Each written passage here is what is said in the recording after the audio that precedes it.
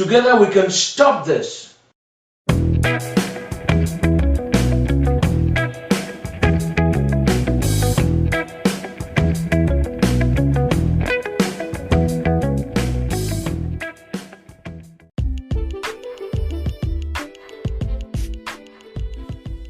Hello and welcome to Strength for Tomorrow Radio.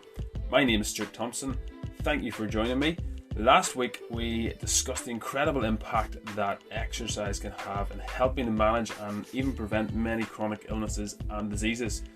I was really encouraged putting that show together and reading about all the studies behind it and about how exercise really is so important for lots of things like optimal health, quality of life, longevity, regular exercise. Without it, you're really missing something very, very important. This week, we're going to think about a performance enhancing drug that I highly recommend. And before you switch me off and call me a junkie or drug cheat, I'm talking about sleep. So yeah, a bit of a letdown maybe, but not that exciting. Hopefully this episode doesn't put you to sleep. But how a great night's sleep helps improve your strength, your gym performance, and your ability to lose fat and metabolize fat, and much more. There's so many other benefits as well we're going to look at, but also how a lack of sleep or poor quality of sleep also impacts us negatively. We're also going to discuss some tips and strategies to improve your sleeping quality. So stick around. Hope you enjoy the show.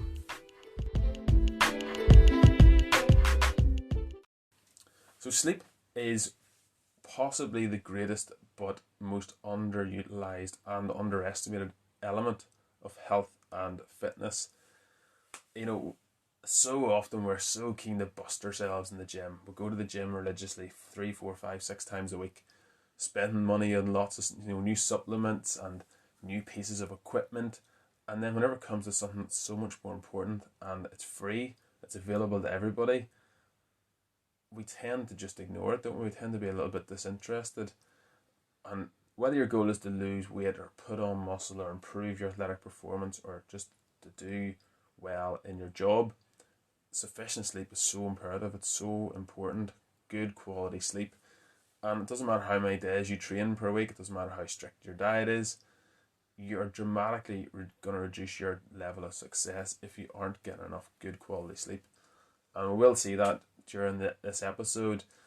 Sleep is whenever your body repairs itself, so it doesn't matter where you train with weights or you do running or you're just living your life.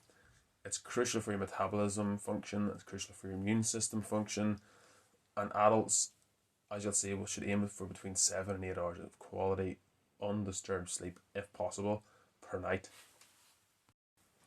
So my experience of sleep or lack thereof over the years has changed greatly. So whenever I was at high school, I was probably getting lots of sleep. I was sleeping in bed early enough and getting up early enough. I had a decent sleeping pattern going on.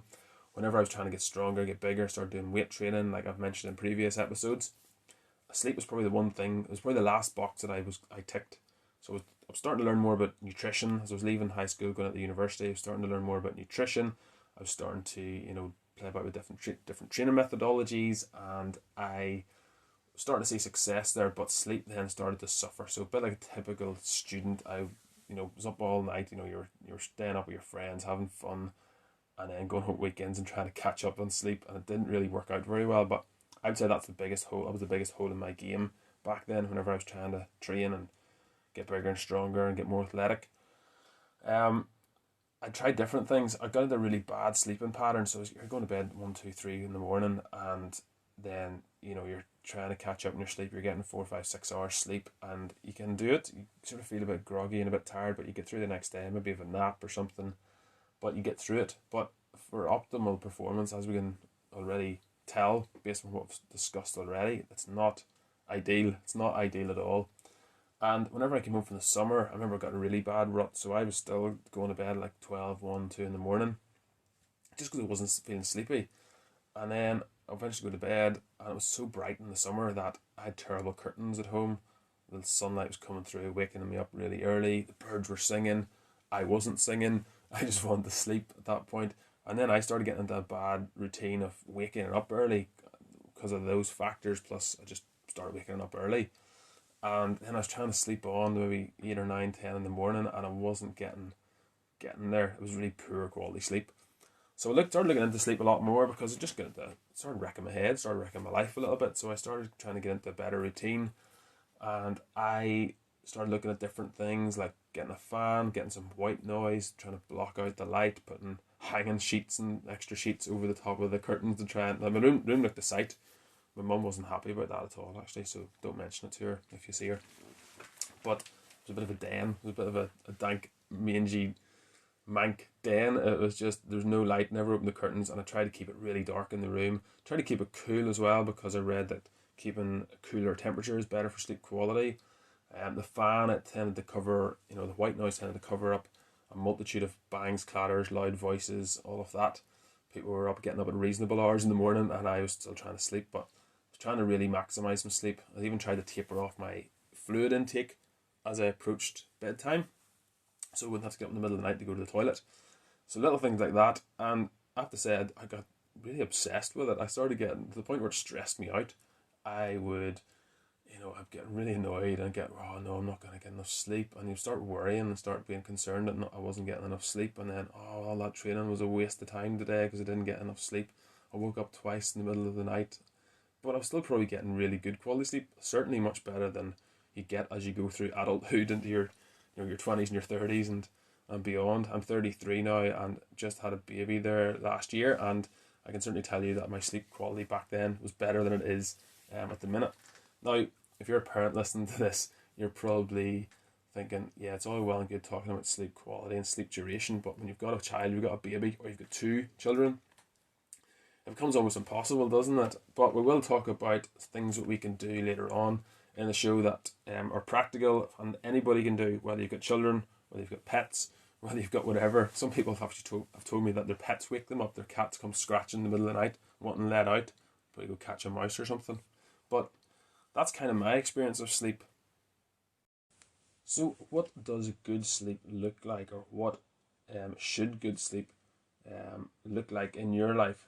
There's an article that I've come across and I've read it. It's really, really good. It's called The Importance of Sleep for Athletic Performance. It's done by Jeff Marshall and Anthony Turner, and they're from London Sports Institute, Middlesex University in London in the United Kingdom. So going to just give you some quotes from it and some things they highlight in general about sleep, which maybe you know, maybe you don't know, but it'll be a good refresher for you. So there are 5 individual stages of sleep, and these involve varied levels of consciousness and brain activity occurring over consecutive phases.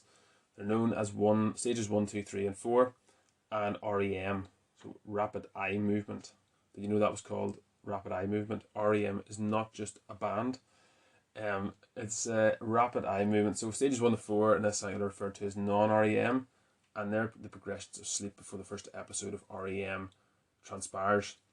So normal cycle approximately of REM, between REM and non-REM and REM is 90 minutes, and the specific duration of REM increases independently across the night. So before stage 1 occurs and the onset of sleep begins, the body must be in a relaxed state for 5 to 20 minutes.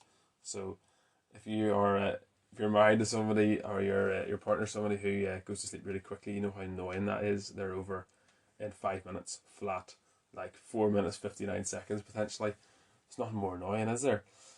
So yeah, like if you are trying to get to sleep, they highlight the fact that you should not be watching TV or on your phone or on a tablet straight before going to sleep. You need to relax. You need to avoid any form of stimulation.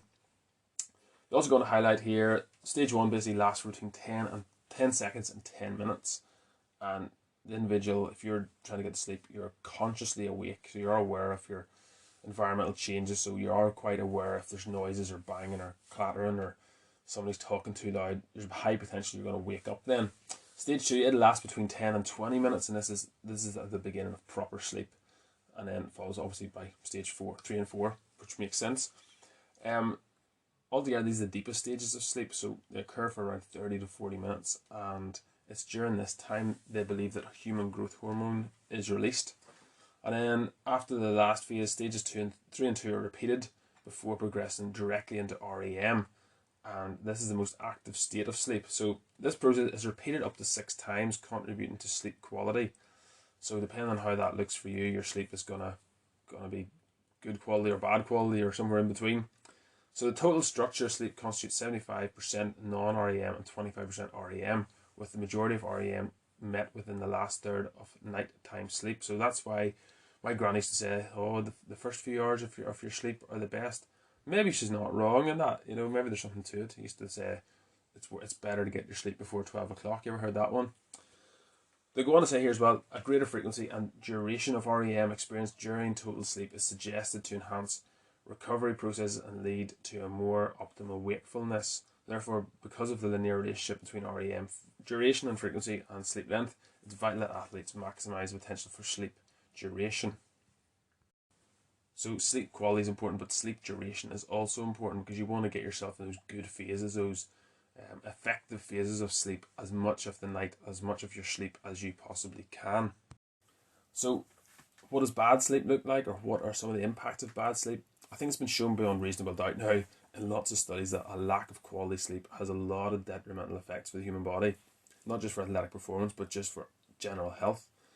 Some of the studies, if you look into them, it'll take you 10 minutes if you look this up, but it'll impair performance. So that's athletic performance, even mental performance if you've got exams to do. So there's no point staying up all night, guys, and taking your Pro Plus tablets and caffeine, thinking that's going to do good. It's going to impair your performance. Reducing motivation and concentration. So again, if you're doing exams, whether you're doing exams or whether you are training or whether you're performing an athletic event, you're going to have less concentration to do that. You're also going to have less motivation, so whether that's working out or to do work. Heightening levels of perceived exertion and pain, that's another one that's been shown in a number of studies. So if you're training, you're going to feel like you're sore. If you're in pain, if you have chronic pain, if you have some sort of disease or illness that causes pain, you're going to feel even worse with lack of sleep. And it also leads to a compromised immune system and a reduction in cardiovascular performance. So if you're a runner, if you're a rower, if you're a cyclist, if you're a swimmer, whatever your type of cardio is, you're going to suffer in that capacity as well. And immune system function is a big issue today, especially in the last 18 months. We're thinking more about our immune systems and our immune response. If you're not getting enough sleep, you're going to be at a compromised level of immune system function. It also reduces the ability to recover from training and injuries.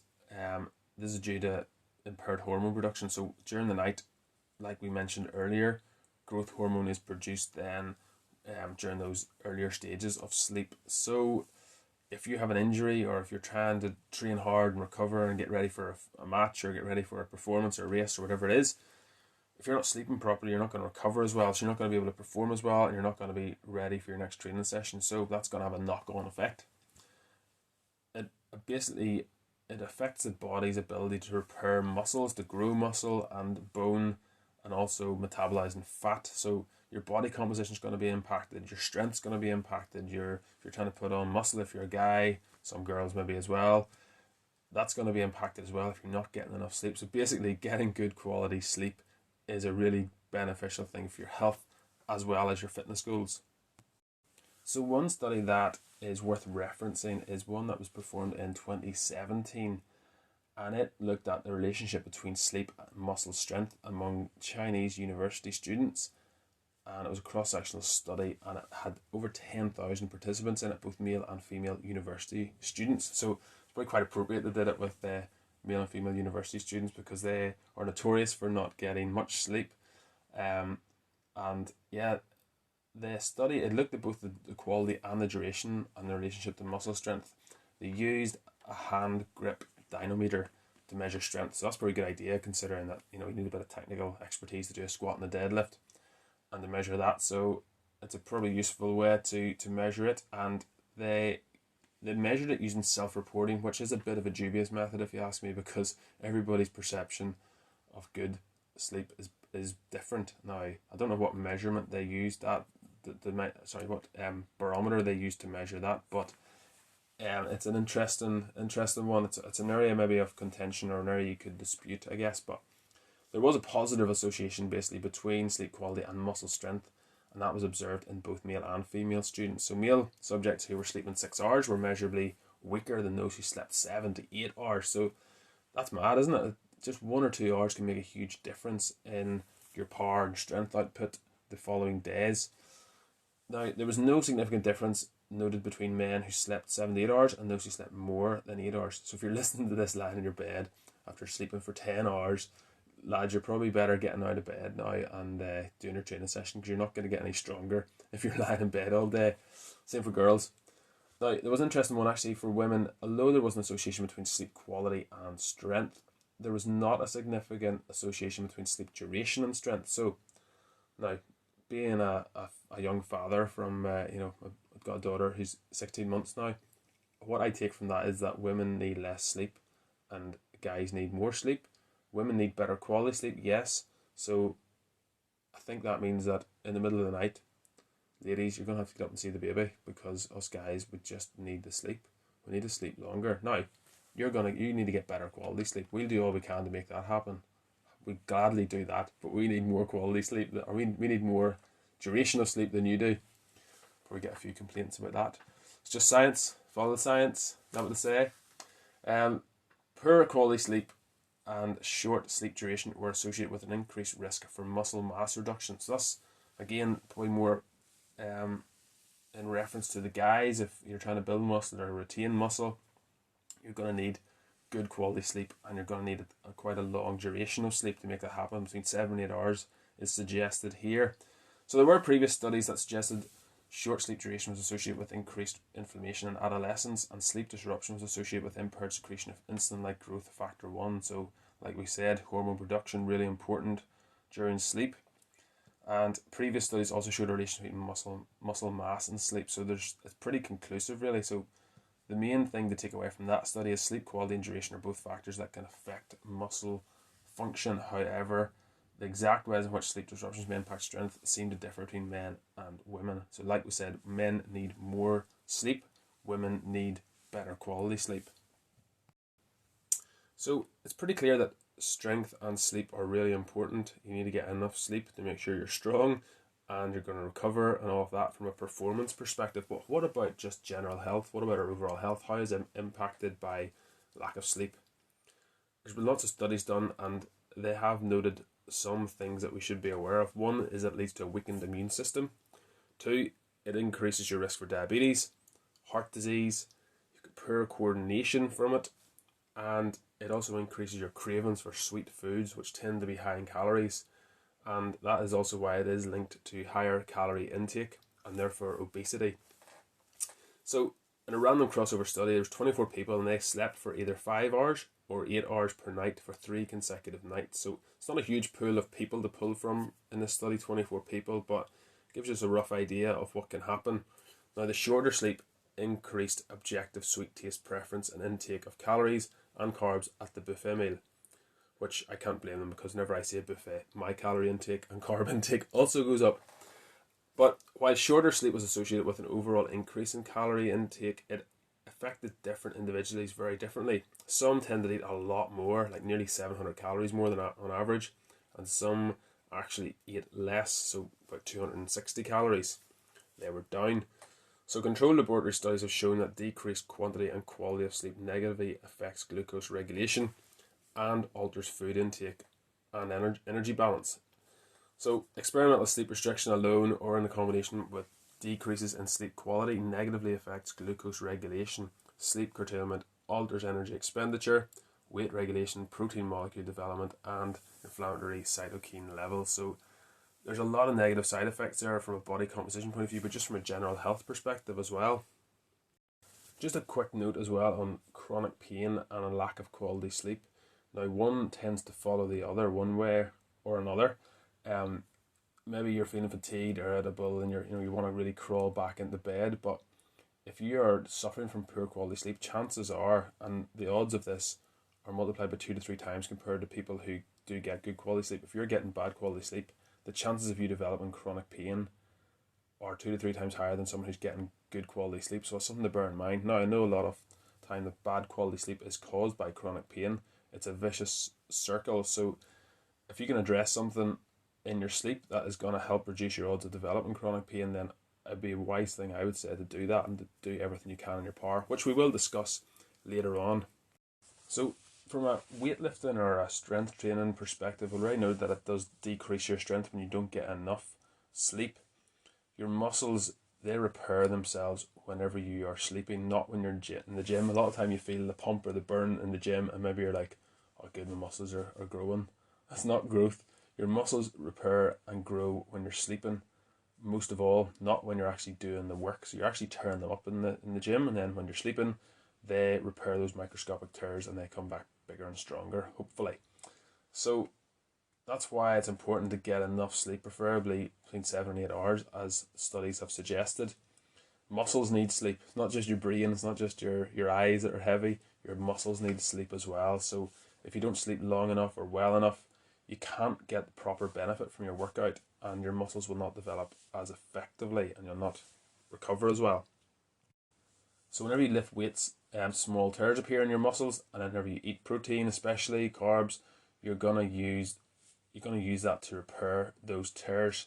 But unless you are getting the rest that you need, and one big batch, you're getting 7 or 8 hours, then the real repairs, those actual proper repairs that are going to take place in your muscle tissue, aren't going to be optimal. They're not going to be fully restored and strengthened and rebuilt for the next time. So that's why that most of your muscle gains will occur whenever you sleep. So that's why I wasn't getting those whenever I was training. I was getting a little bit, but I wasn't getting as much as I should have done. If you've got a disturbed night's sleep, or you're up a few times during the night, then it's likely your body's repair mechanism is not going to work as well as it could do. So not only do you feel tired the next day, you feel groggy, you're not going to benefit as much from your previous workout. So that's why I was getting stressed out if I had interrupted sleep, or I wasn't sleeping as deeply as I would like or as long as I liked. I just felt like I'd wasted the previous day's workout, and it was all for nothing. It's not all for nothing, but it's not optimal, put it that way. Like we've already mentioned, during sleep, growth hormones are released, and they stimulate your body to repair its cells. So it's whenever this happens, your muscles are stimulated to grow, and this helps them keep up with the strain you're putting on them during the workout. So that's stress that you're applying to them. That helps you to grow, to get stronger. So insulin, it'll interfere with the release of growth hormone, so it is best not to eat anything too rich in carbs just before going to bed, as this will raise your insulin levels. Muscles need sleep, and they thrive on good quality rest. It's just as much as they thrive on the workout and protein and good quality food. So if you're working out sensibly, eating well, resting well, you're going to wake up stronger the next day, even if you feel a bit stiff or sore. There was one study done by the National Sleep Foundation, and it found that 63% of Americans said they weren't getting enough sleep during the week. So this has a massive impact on how you progress in the gym or outside the gym. Sleep might be the reason why others seem to be progressing faster than you. Now I know genes and genetics and all that stuff play a part, but if all other things are equal, sleep could be that one missing link for you. There was one study done in 2010 by the American College of Physicians, and they found, and it's something very interesting. Basically, they split subjects into two groups. So one slept 8.5 hours per night. It's very specific, 8.5 hours, 8.5, which is it's within the range that most experts recommend. Now, I said that study earlier said between 7 and 8, but 8.5 is not going to do you any harm. The other group did only 5.5 hours per night, and that's pretty standard for probably most Westerners. It's not great. It's probably for most of us, it's what we're getting, but it's not ideal. So both groups were then put on a regulated calorie deficit for 2 weeks. You know what they found? Well, both did lose weight, because calories are king after all. If you're not counting calories, then what are you doing if you're trying to lose weight? But it's interesting how it broke down. So the sleep deprived group lost 60% more muscle mass and 55% less fat than the group that got adequate sleep. So if you're trying to burn calories and you're going to HIIT classes and you're going to spin and you're doing your Peloton, you're going for walks, getting your steps in, and you're in a calorie deficit, now the scales might come down. They will come down if you're in a calorie deficit, but chances are you're going to lose more muscle if your sleep is not adequate.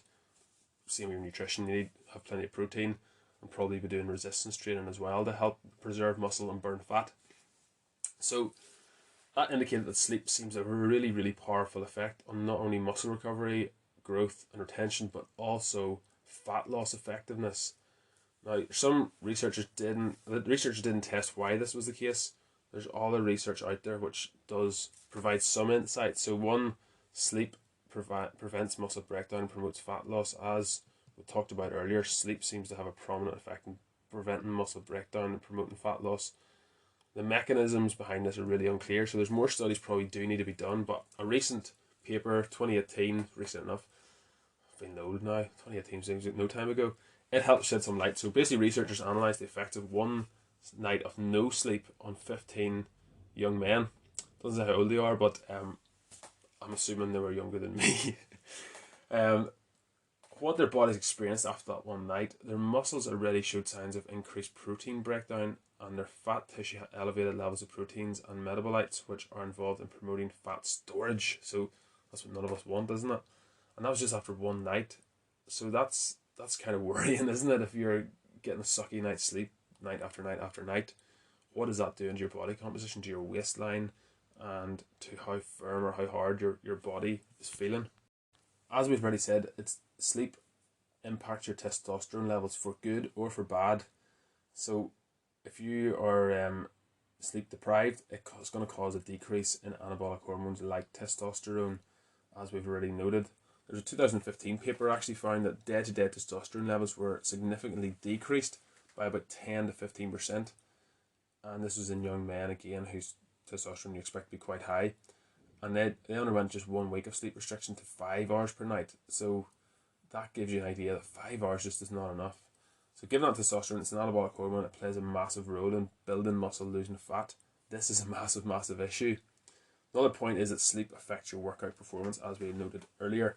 Not only does sleep affect your body on a cellular hormonal level, but also your workout. So you're not going to be able to lift as much weight, you're not going to be able to perform as well, you're not going to be able to push yourself as much as you otherwise would. There's research that's shown actually that when sleep deprived, the body tends to give up when it otherwise would be able to keep going. So if you're at a certain level, mentally you're going to actually not be as motivated, or not, you're going to feel pain more, like we mentioned earlier. So it's interesting. So you can just see how much of an impact it has on what your output is going to be like in the gym, and then recovering from that as well. So I think we already referenced as well how much sleep. Some people say between 7 and 8 hours. The American Academy of Sleep Medicine's recommendation that it is between 7 and 9 hours of sleep. Now, they found that strength gains didn't increase anymore after 8 hours, but I'll say there's no harm in sleeping 9 hours if you can get it. If you can get it, you take it. But more active individuals, if you're like a really active, you're a professional sports person, if you are training 6 or 7 days a week, maybe you even need more than 9 hours of sleep per night to recover. So if you haven't been doing that, maybe you should do. What about naps? Research suggests that daytime naps can be beneficial to increase total sleep duration, but if you are struggling with your nighttime sleep, then I would suggest cutting naps. And I will talk about that a little bit later as well, but if you are not getting enough sleep overall, naps can be really beneficial. Say you're a parent and you have a child up crying at night, getting a wee nap in here and there is probably a good thing if you keep it under an hour. But you shouldn't really be using them as a substitute for nighttime sleep if you can get it. Don't be staying up to 12 o'clock or 2 o'clock in the morning to watch movies just so you can get a wee nap the next day. You're not going to get the same benefit. It's better than nothing, but it's not going to be the same benefit. So there's a lot of studies that are going on amongst sleep. There's a lot of it is still mystery to us, but it is really beneficial to get sleep regardless of what time of the day it is. If you can get more sleep in and get that topped up to 7, 8 or 9 hours, brilliant. A couple of things I think are worth mentioning are mattresses and pillows. So first of all, mattresses. How old is your mattress? Be honest. Like, we moved house there. We got into the house about 2 years ago. So ours is 2 years old, which is relatively fresh. They say that between 8 and 10 years is the mark that you should be replacing your mattress. Now, like everything else, if quality is down, you're probably going to need to replace it much quicker. Like most things, if you buy a good quality one, then maybe you can bring it up to that 8 or 10 year mark. But say you're waking up in the morning, you're feeling really sore and you're achy and your back is just agony every single morning, and it eases as you go through the day. There's a fair chance that you probably need to replace your mattress, or it's not right for you, the one you have. There's no one size fits all for mattresses. Everybody's slightly different body shape, body type. Everyone's, some people are side sleepers, front sleepers. If you're a terrible person if you're a front sleeper, by the way. You probably kick dogs and things like that if you sleep in your front. That's not me saying that. That's just That's just a fact. One of those creative facts. But if you are a side sleeper, you're going to sleep slightly differently, and you're going to need a different mattress to somebody who lies in their back. But there's a few things you can do. One of them is you obviously go and test mattresses before you buy it. And there's some really great establishments who will let you take the mattress, try it out, and even after 2 weeks, if you don't feel it's right for you, they'll take it back again, which is amazing. We plug for Derry Lackey Beds. I think they let you do that. They're great around there. They've some great mattresses and great range of mattresses. So if you live too far away, maybe try somewhere else. But if you're in the Moran area, give Derry Lackey a little bit of a buzz. 10 minutes is pretty good. So if you can lie comfortably on the mattress without moving for 10 minutes, you're going to be able to fall asleep. So don't be afraid to go around in the mattress shop and lie down and see if you can get over it. What a great story that would be if you got into the mattress shop, the bed shop, and you got to fall asleep for 10 minutes. What a story to tell the grandkids, eh? So that's something to think about. Price, how long is a piece of string? I'm not going to recommend this price or that price, or this is a good price or that's a bad price, but it doesn't always correlate to the right mattress or quality for you. You really need to try them out, and you really need to see what suits you. So yeah, I would count it in think of it as an investment long term. Think of it as a 10-year investment. If you buy a good mattress and one that suits you, I would go all out. You're going to spend 1/3 of your life in the mattress in that bed, so make sure it's a good one. Same with your footwear. You're going to spend another third of your life probably in a pair of footwear, so make sure they're good. The height of a mattress is something to think about as well. The height of a bed. If you're quite tall, you want at least 6 inches taller than you, total length of the mattress of the bed. So don't be getting one that's too small for you and your feet are hanging over the edge. You want to go bigger rather than smaller. Firm or soft, again, that's probably personal preference. Some people's backs will not react well to a soft one, and some people's backs will not react well to a stiff or a hard one. Some of them have a bit of a pillow, a bit of a cushion on the top of them. I think they're really good because if you're lying on your back, that kind of rises up and supports your lumbar a little bit more while your hips sink into it. So if you're a lighter, smaller individual, then you're probably going to want a softer top layer. If you're a bit heavier, then you're going to want something a bit denser and a bit firmer. If you're a side sleeper, it's probably best you go for a soft or medium firmness of mattress, so you can lie there and you're going to sink into it nicely, and your shoulder's going to not be up too high, and then your neck's going to be at a bad angle. That's probably the best way to go about it. Now, if you move about all over the place, I don't know what you would do. No, it's good to have somewhere in the middle, something that's going to support you, and you're going to have your hips into it, but you're not going to not have your rest of your legs supported. So something softer is probably going to be better. If you sleep on your back, then you want a medium or firm mattress because you're going to have some support for your lower back, and you're not going to sink into it as much and round your back as much. You want something a little bit firmer. If you're a stomach sleeper, I used to be a stomach sleeper. I've got to put my hands up. I used to do that when I was younger, and I started getting awful neck pain and upper back pain. It's just real achy in the mornings. You get in the most awkward position sleeping. It's not a good thing. I had to retrain myself to sleep on my side or sleep on my back, but it took time. But it is definitely better for my posture and for my sleep. So it can put your spine into a really vulnerable position, and you can really jam it in there, which isn't good. You will wake up achy, and even if you don't do it, maybe you get away with it once or twice, but after a while you will start experiencing that. So yeah, there's a lot of things to think about when it comes to a mattress. I would say try it out. Chat to the person who owns the shop as well. Hopefully if they know what they're talking about, they're going to be able to advise you based upon your sleeping habits and your sleeping patterns. Another thing to think about is your pillow. Like we said, when is the last time you changed your pillow? And how long did you take to think about the choice you were going to make? Did you go for like an orthopedic pillow? Did you go for like a wee soft, crappy one that you get from like B&M Bargains or something like that? All their shops are available. Not discrediting B&M Bargains. There's some great products in there, but you know what I mean? If you go for a cheap, crappy one, you're probably going to need to replace it really quickly. Some people say you need to replace it every 2 years, but again, it depends on the quality. If you've got a quality pillow, then you're going to be able to keep it a lot longer. A mattress is obviously the biggest expense. It could be hundreds and hundreds of thousands of pounds potentially, depending on how expensive you want to go, how big your budget is. But pillows are a really important consideration as well, and they will impact the quality of sleep you get, and they can help contribute to preventing upper back pain, neck pain, shoulder pain, and discomfort. But it really can be the difference between you waking up feeling great or waking up in the middle of the night or the morning with a stiff neck or a bad upper back, shoulders. Having the wrong pillow, it really can exasperate if you have neck pain, if you're sore from working all day, maybe you're at a computer. Having a bad pillow is not going to do you any favors, but there's a lot of factors into going into deciding what sort of pillow you really need. If you sleep on your back, it's probably best for you, but it might not be best for whoever you're sleeping in bed with, because of snoring. Might have to mention snoring. There's probably a few elbows get into other people if you're listening to this with somebody else. But if you lie on your back, gravity means you're pushing the tongue into the back of your mouth and blocks your throat, and this does lead to snoring quite often. So that's why if someone rolls over, that's when they start snoring, especially if you're really tired and you can't fight that feeling. It's people who don't typically snore do start to snore then if they're really exhausted. So a good pillow is one that offers height, neck support, and it helps to keep your throat at a comfortable level. So if you are a side sleeper, then you're probably going to need a pillow that's going to support your neck a little bit more and keep it at a neutral angle. It's not going to be too low or too high. You want just a little bit of support underneath there. If you are a stomach sleeper, like we said, it's a bad thing. You need to change it, but you need to make sure you've got a pillow that's at least going to help support you, or maybe take a pillow away altogether.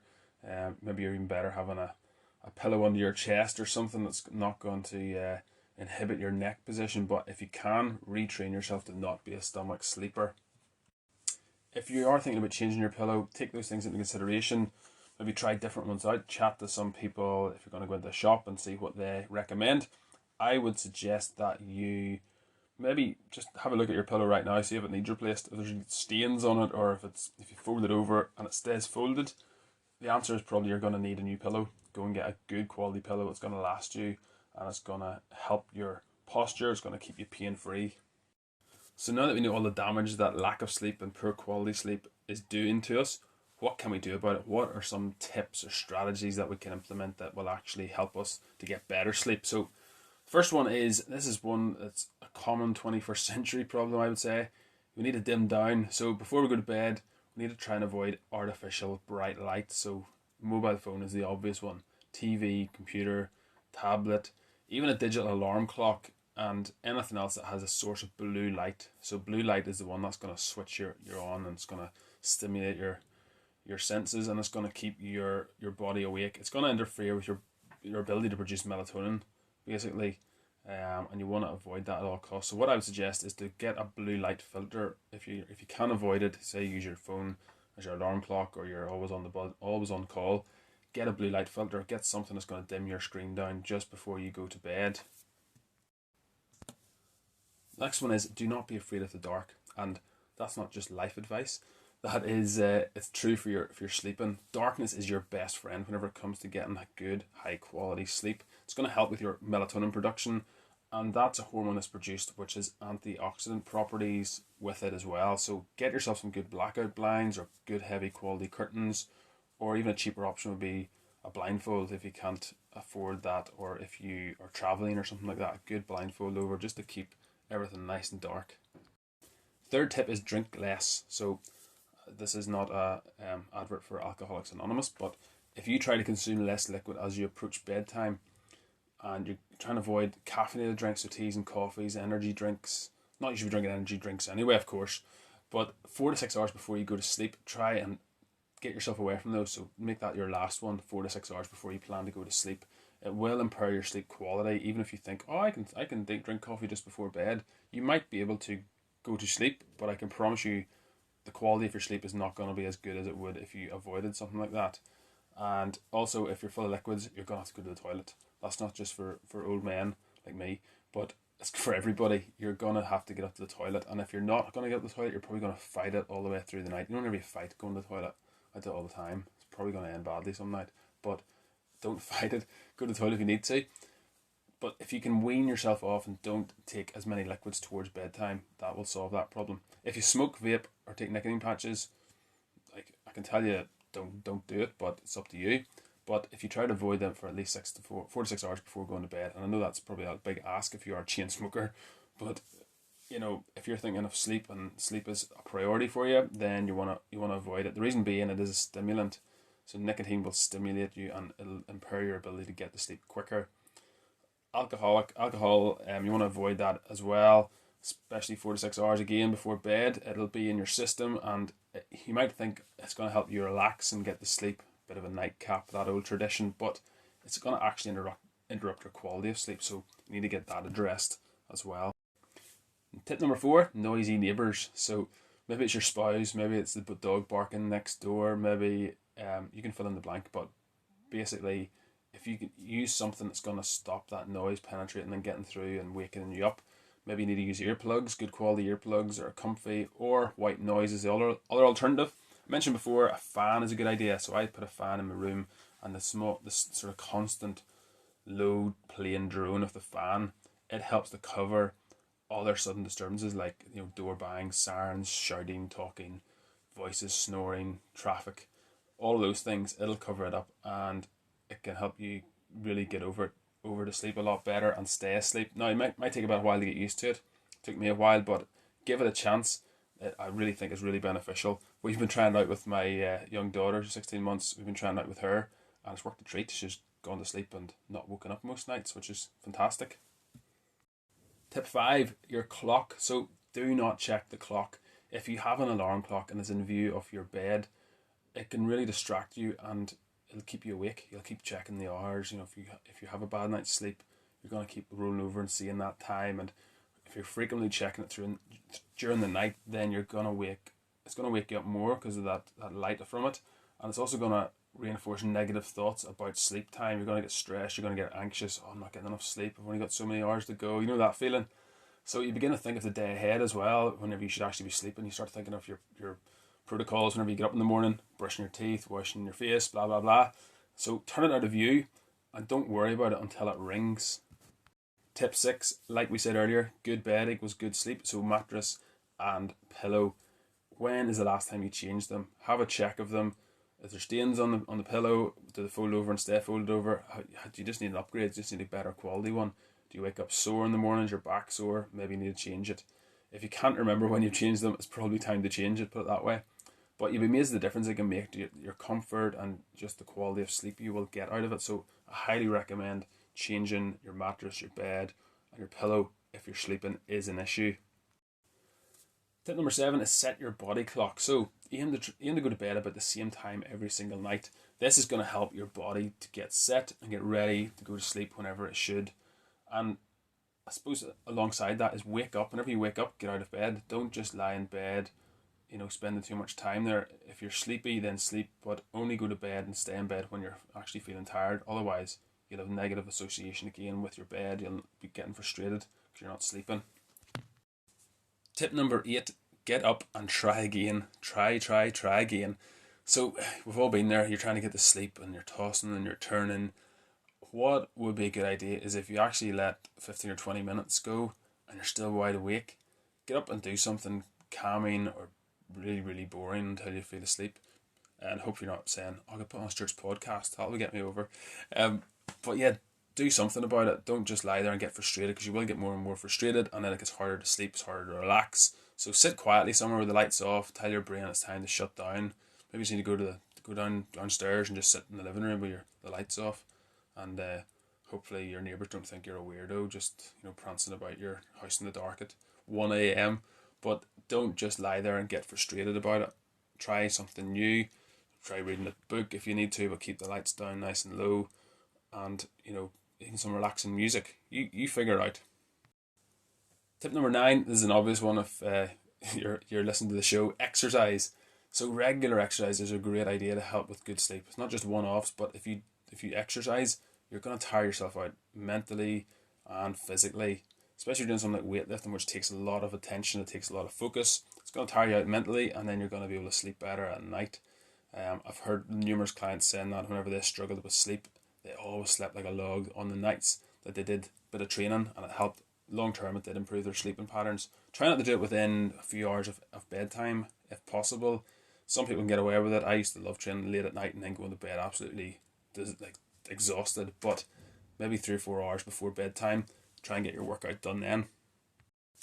Tip number 10, avoid naps. Now that pains me to say that because I love a nap, but Part of the reason I love naps is because I have to get up quite early in the morning, sometimes 5 a.m., sometimes 6 a.m., generally around those sort of times most of the week. So I do love a nap during the day. 20 minutes, 30 minutes, that's all I need, and I can get going again. But if I did start to struggle with nighttime sleeping, getting over, then I would have to start cutting that midday nap out. Because a lot of times, because you're doing it out of habit rather than you actually need it. But like the research said, if you're struggling to get your 7 or 8 or 9 hours, taking a nap during the day is probably not a bad idea, just to top up your sleep. And every little bit helps. It's not as optimal as getting a good long 7, 8, 9 hours, but it's going to help in the long run. So if you are struggling to sleep during the night, avoid taking naps during the day and make sure that you are tired at bedtime. And if you absolutely have to nap, make sure it's before 3 p.m. and you don't do it for more than an hour. Sometimes you wake up feeling more tired if you go for more than an hour. So that's why I recommend 20, 30 minutes. Train yourself, teach yourself to get over in that amount of time. And if you can't get over in that amount of time, you're probably not tired enough. Tip 11, get yourself some sleeping rituals. So doing some stretching or breathing exercises for 15 minutes before bed, that can be a great way to unwind and just get your body prepared to go to sleep. Sometimes if you have a little bit of a routine, it's a bit like getting your baby ready for bed. If they know what's coming, then they can kind of prepare themselves mentally to get relaxed and get ready for bed. Whereas if you get them all revved up, which I sometimes do with our baby, but it's good fun, but it's hard to get them down to sleep. So try and get some sort of a routine. So whether that's reading before you go to bed, or whether that's just even your bedtime cleanliness routine, brushing your teeth and all that, washing, get used to doing that and program it in so that you do that just before bed, and try and prepare your body to go to sleep. Dim the lights and all of that. Even something with a cup of caffeine-free tea can be helpful, like lavender and chamomile. Those sort of things are supposed to be really beneficial as well for getting some sleep. These are all just checklists for you to get through. I'm not saying you have to do all of these things, but if you're struggling to sleep, personally, I would try each and every one of these to see if it can help things.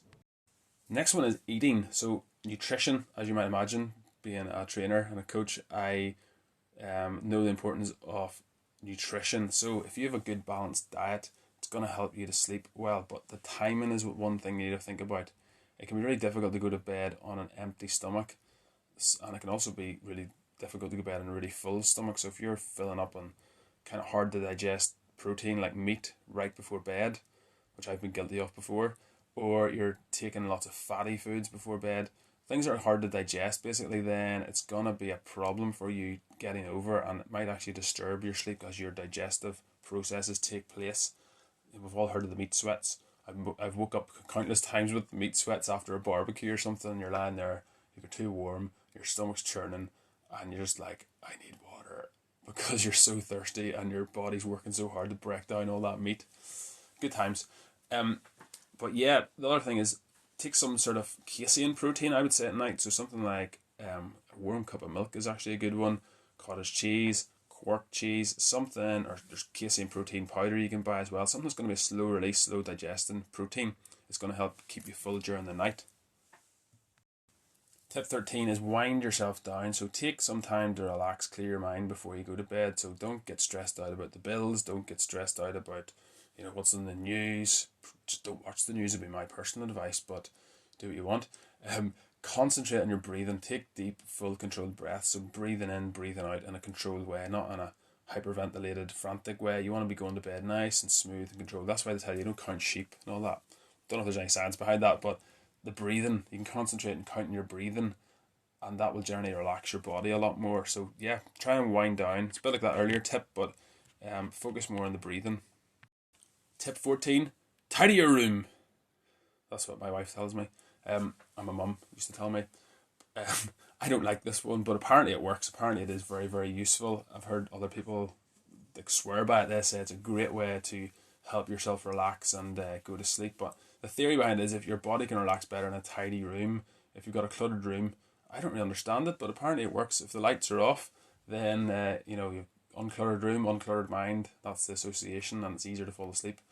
So the other thing to think about is your bed is for sleeping. So if you're using the bed as a place to watch TV, to eat, to read, work on your laptop, all those things, your body is going to lose that connection with your bed. You're not going to be associating it with a place where you can relax and go to sleep. So try to avoid doing those things in bed. Watch TV in the living room and do your work on your laptop in the office or in home office, wherever, and pay your bills somewhere else. You certainly don't want to be thinking about paying bills before you go to sleep. So yeah, make sure your room's tidy and make sure you keep your bedroom and not your office. Tip 15 is keep it cool. So I guess girls are going to argue with this one because they always want things a million degrees, including the shower, including the bedroom probably, but you want to have a cool atmosphere in the room. You want to have it nice and cool and chilled. That's when the body sleeps best. So if you've got a cool room and you put loads of blankets on, you're going to stay warm. Your peripheral regions, your face and everything that's out is going to stay nice and cool, and the air you're taking in is going to be nice and cool. So yeah, make sure that temperature's down to about 18 degrees they recommend for optimal temperature. That might seem really chilly to you, but if you wrap yourself up warm, put on pajamas or whatever you need to put on, warmer clothes underneath, good thick duvet, that temperature in the room is going to really benefit you. Then program the heat to come on in the morning. If you have a thermostatic controlled heating with a timer, you can set your heating to come on just before you wake up, so maybe the heat will start waking up naturally. But the reason it does that is because your body prefers a much cooler climate. Number 16, keep your daytime routine the same. So I know when you're feeling really tired and you've had a bad night's sleep, you just feel like going home and going straight to bed, isn't that right? But don't avoid activities you had planned just because you feel tired. Try to keep doing the same things you had planned. Keep going out and doing exercise or doing whatever. Go for your walk the dog.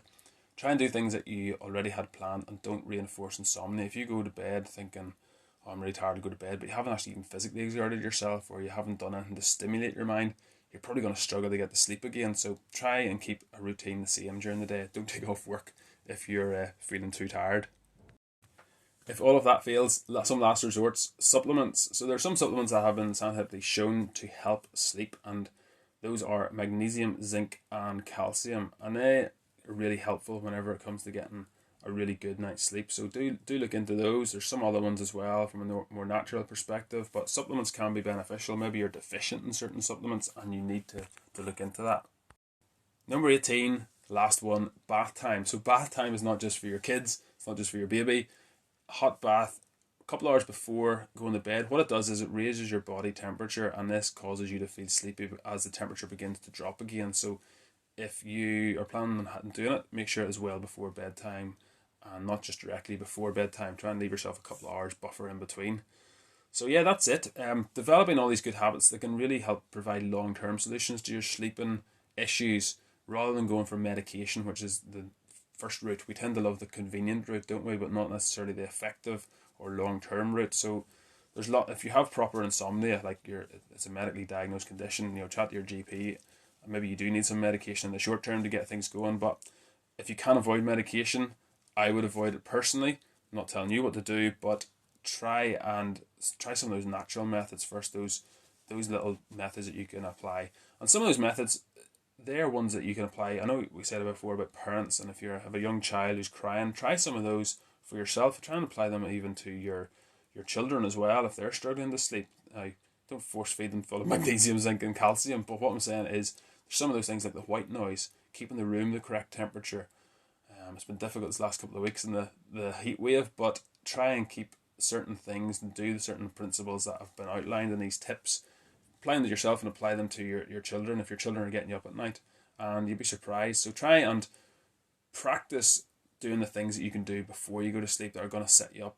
Now, whenever you're trying to get a good sleep and you're going to bed, if you haven't done those things beforehand, it's probably too late for it in most cases. You're probably not going to get a great night's sleep. You need to set yourself up well before that. So there are things you can do that don't involve blaming your child for not getting enough sleep, but you can set yourself up well during the day.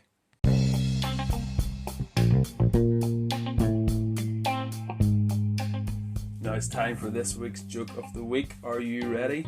Sit yourselves down. Did you know that the first French fries weren't actually cooked in France? They were cooked in Greece. What do you think about that? Order!